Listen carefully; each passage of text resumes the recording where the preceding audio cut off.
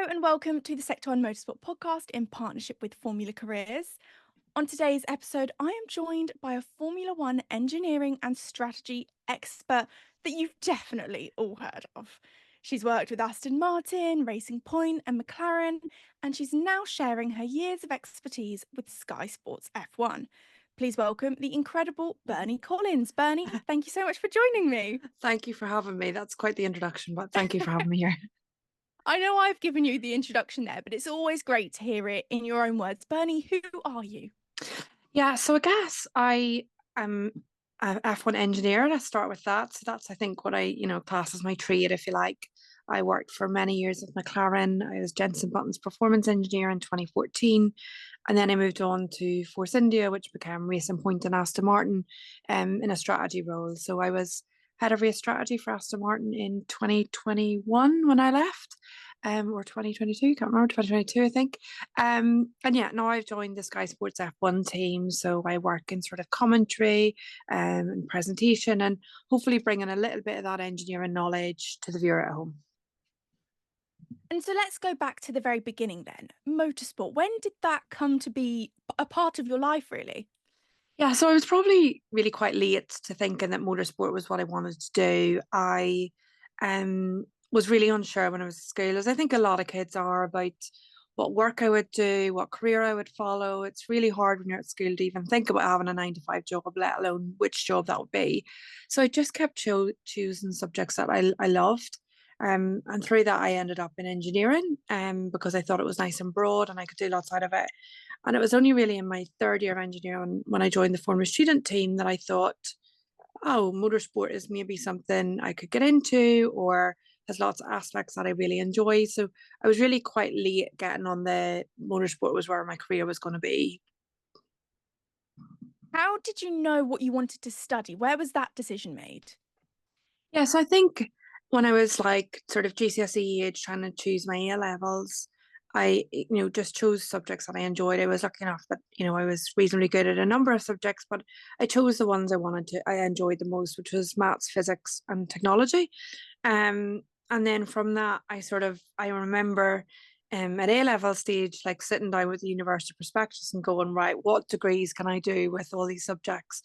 Which is maybe the wrong way around for a number of people, but I had the opinion that if I was doing studying something I enjoyed, then hopefully I'd enjoy the job that needed those subjects.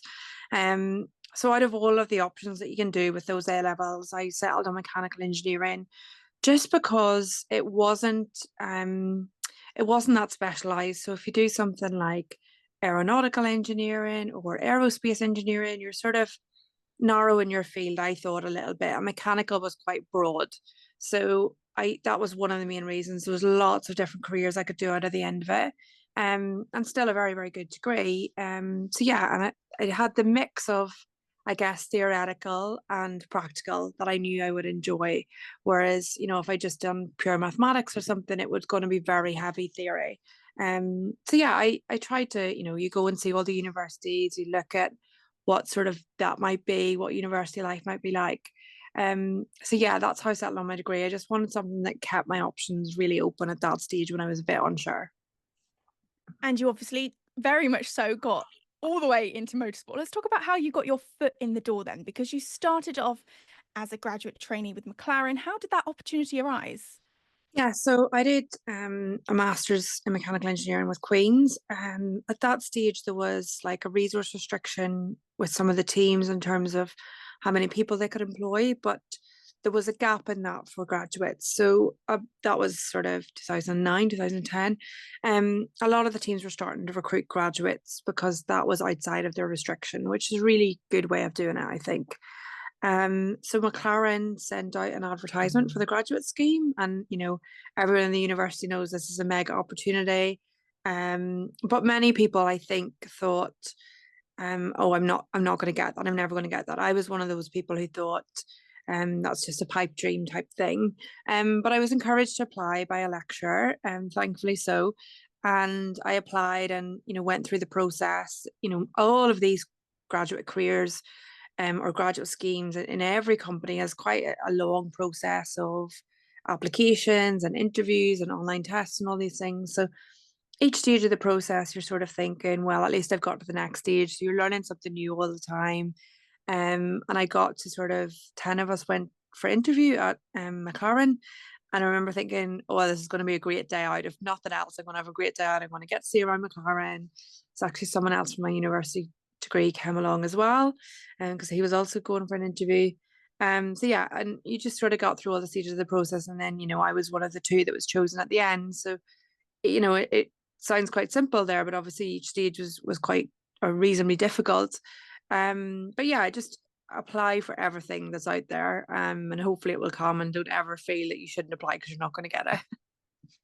You mentioned having a lecturer who kind of pushed you towards applying for it. Do you think in a field like what you've been in, it's important to have someone like that, a bit of a mentor who pushes you to apply for those jobs? I think it is. I think because especially when you're young, at school or university, you need those people who are sort of saying you can do that. I think everyone has that bit of self-doubt of what they can achieve or how they can get there.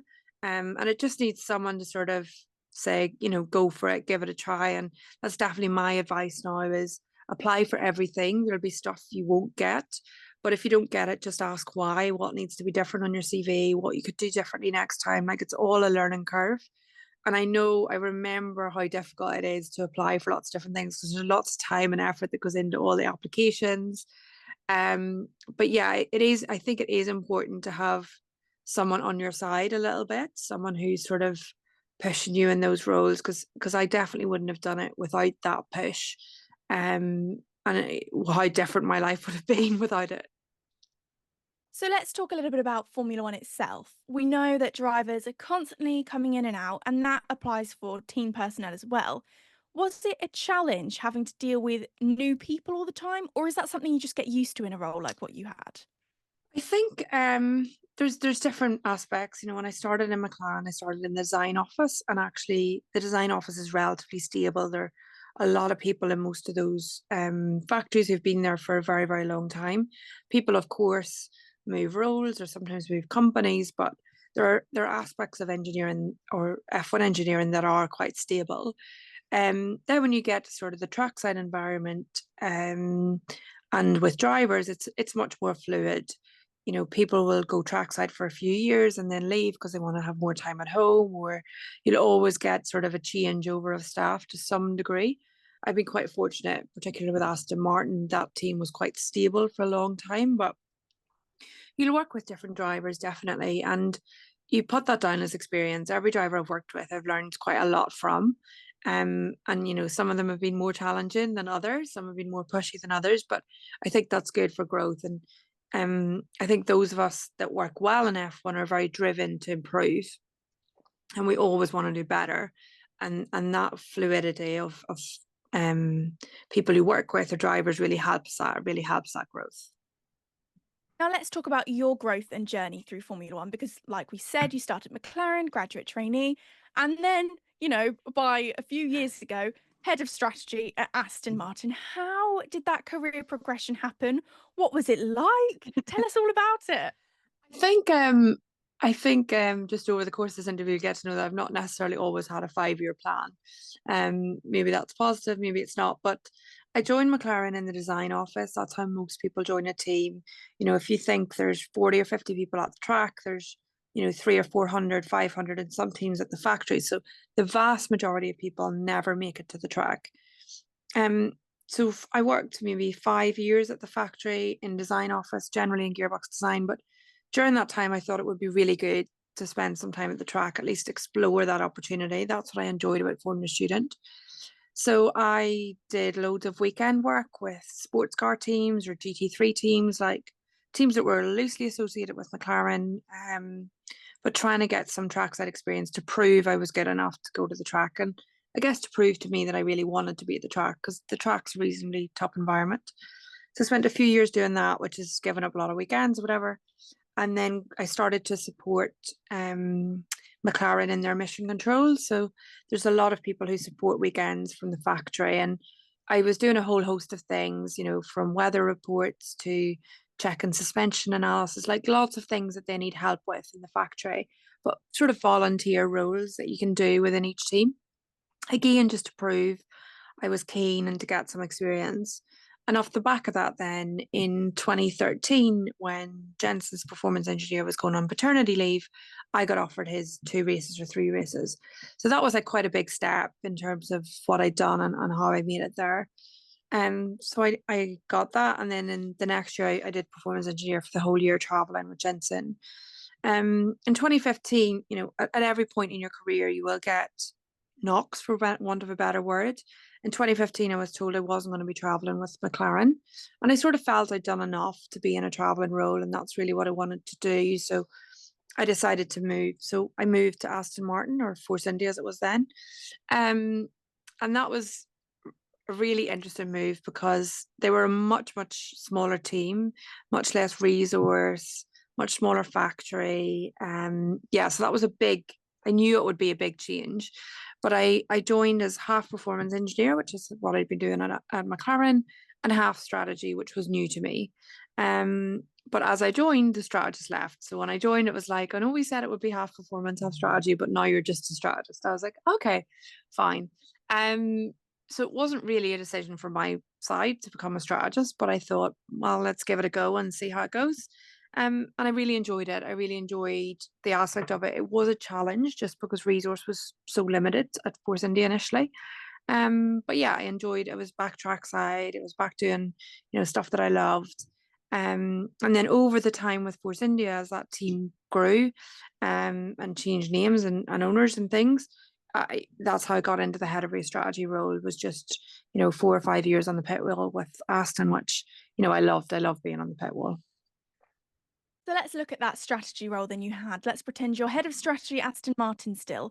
Can you talk us through a race weekend and the preparation that goes into that for us that have no idea what you're doing? Yeah, so I think like the preparation starts in the week before. So the Monday, Tuesday before a race, you'll be at the factory, but you'll be thinking about what the race weekend might hold. So you'll look at previous years, you'll try and assess what tires you might run, you'll try and think about what's going to be important from a strategic point of view. Is it going to be all about qualifying? Is it going to be all about the race? What's important? So you come up with a plan, and the idea is that if you didn't learn anything on Friday or Saturday, that would be your plan for the race. Um, you travel on a Wednesday generally, and then on Thursday you're at the track. So on Thursday you do things like the track walk. Is anything different about the track? Has something changed? You go through the previous race with the drivers. You explain what you think is going to happen this weekend. So there's lots of meetings on Thursday and just getting everything set in place through Friday then, and the sessions you're on the pit wall. So on the pit wall on Friday, you've got certain things you really need to learn. Like, is it about one tire or a different tire? Like, so maybe you're unsure of the medium tire or the hard tire, whatever it is. There'll be a tire you need to learn a lot about. And you'll be trying to get the most out of the driver in the car, whatever it is that you're trying to learn. And then Friday night, you end up like quite late at the track doing all the analysis around that. So you'll have all your data from the day. You'll be analyzing that, putting it back into your tire model and your strategy model, and thinking, is my plan still the same as what it was before I came to the track? And then obviously get ready for Saturday. And then qualifying, it's all about trying to get good track position, trying to get the driver the best possible bit of track that he can get the best possible lap time out of the car, and trying to make decisions like, do you run another tire again? Are you safe or not in qualifying? As we've seen a few weeks ago. Um, Lots of just trying to get the best out of the car in that qualifying situation. And then Saturday night becomes taking all of that data from Friday and Saturday in order to finalize your race model. What is your final race plan, given your grid positions, your qualifying positions? And then on Sunday, you do all those meetings again with the drivers, to convince them that the plan you have is correct. And there'll be lots of discussion and lots of opinion. And then through the race, you obviously have, we hear them on radio talking about plan A and B and C, etc. But during the race, you will be reacting to whatever life throws at you, be that safety cars or weather conditions or accidents, and sort of always reacting to what you get live. So a lot of data analysis type thing. And then, the week after, you'll do all your analysis on that weekend. What went well, what went badly, what would you change if you were to do it again? What should you learn for next week? So yeah, there's always like a lot of analysis after the race as well. And so obviously there are loads of good weekends in Formula One where everything goes right, but equally there probably are just as many bad days. You personally, how did you work through the bad days and pick yourself back up, motivate yourself again? Yeah, I think the bad days are, generally when you have a race that's gone poorly, or bad decisions have been made, or even sometimes a decision that was good that's not worked out because a safety car happened one lap later or something.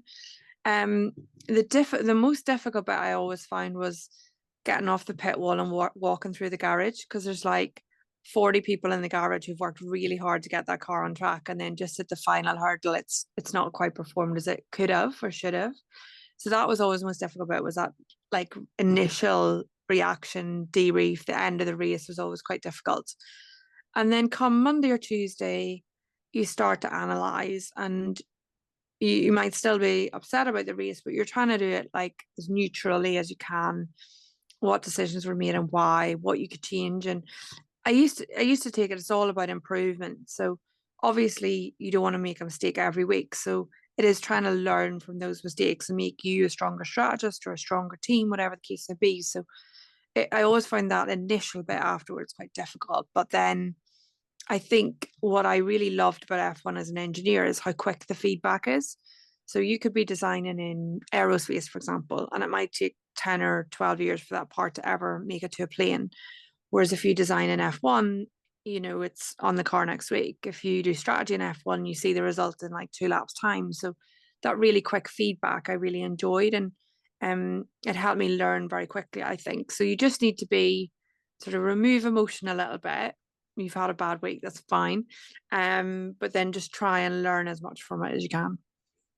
You mentioned there about the team walking back through the garage when it's been a bad day. And I feel like when I'm talking about Formula One to my friends who maybe aren't the biggest fans, I'm always like, it's not just about the driver. There is a massive team there who are putting everything into that car.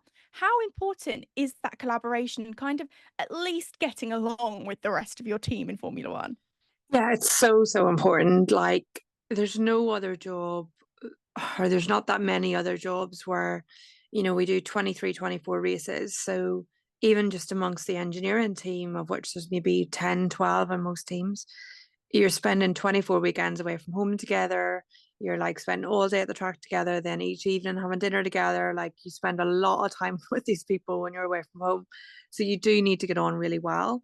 And like, there will be strains on that relationship. There will be time where you've disagreement in terms of what you should do next or what decisions made, but you need to work really clearly together. And then, as well as that, if you think just about the pit crew, if you don't think of anything else, the trust that you must have with the person next to you, with the driver stopping on his marks, with the guy that's doing the wheel gun, the guy that's doing the gun on or off, the wheel on or off, like they all must trust each other a lot in order for that pit stop to work as quickly as it does. Um, so you really need that as a team. You do need to work really well together. And the difficult bit, which I think maybe people don't think of so much, is like, if I'm doing strategy on the pit wall, there'd be a tire engineer who'd be thinking about tire life or how to get the best out of the tire. But I can't double check his work. I sort of have to trust what he gives me. And there's a lot of making big decisions with the information you're given because you just simply don't have time to check it. So that collaboration is so, so important, to know the people that you work with. I know we've spoken about picking yourself up after mistakes, but if you are the cause of a mistake, do you know that you're the cause of the mistake? Yeah, I think pretty quickly you do. So I think when you make a strategy decision that, and most of them are generally when you do a pit stop and then the next lap there's a safety car, and obviously it would have been beneficial to wait one more lap. Um, you don't need anyone to tell you that you've done the wrong lap. It's very, very obvious. And although like some people might not be great at admitting it, you know that it's a mistake and it's not turned out the best for the team. So, yeah, I think it's often Formula One's one of these things where it very rarely needs someone else to say, "Oh, that was wrong." I think you always know it in advance, or you always know it yourself. Obviously, strategy means looking at what's going to happen, anticipating things, and I always describe Formula One as very unpredictable. How wrong am I in that statement when you're a strategist like yourself and you're looking at all of this data? No, it's not. It's not an incorrect statement. It's just that we plan for things. So, for example, we have a race plan of when we will stop normally in race conditions. Then we have plans for safety cars. So, yes, okay, you might not be able to predict when a safety car might come out, but you should have a plan if it does. So, on each lap, we're discussing if there's a safety car now, what will we do? So, we're always not necessarily predicting something might happen, but at least we have our response ready. And simple things like often a car crashes on lap one. Um, so we have a plan for a lap one crash. Every race we have a plan for a lap one crash. So sure you can't predict it, but we always have a plan for it. And we sort of run the mentality that if it's ever happened before, we should have a plan for it.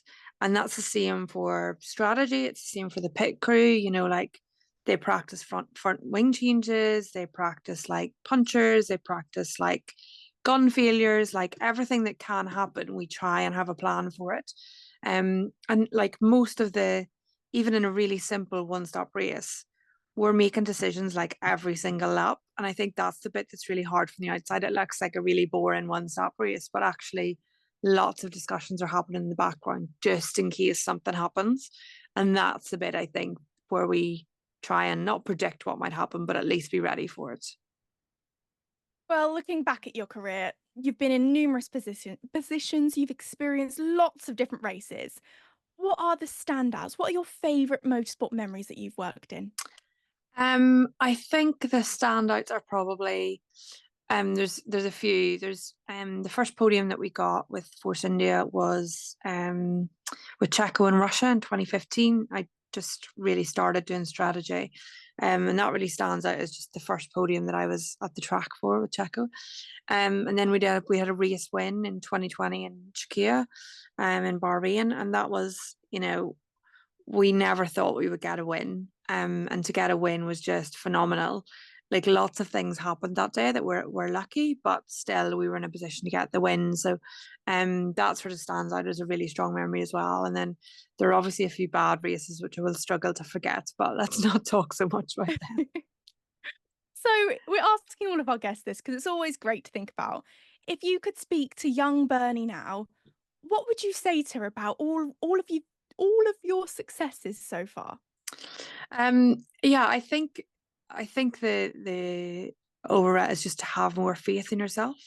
I think you just obviously not everyone will make it to Formula One, but just have more faith in yourself, that it is possible, and like it doesn't really matter your background or what you've achieved. It's about working hard and getting there, and the hard work will be worth it. It doesn't always feel like it, but the hard work will be worth it. And finally, to round things up, what advice would you offer to anyone aspiring to get into engineering and potentially strategy? Yeah, so I think the thing is, like, I'm a really big believer in, first of all, taking all the opportunities that come, but second of all, getting experience. Try and get some experience.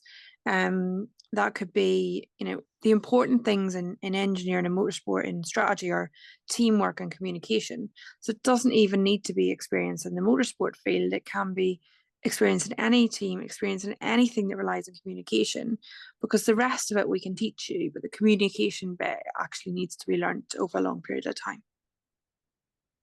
Well, Bernie, thank you so much for joining us, sharing some insight, and we hope we will get years of your expertise on Sky Sports so we can just listen to you teaching us every day. Thank you so much for joining me, and we'll be back with more career talks very, very soon. Thank you very much.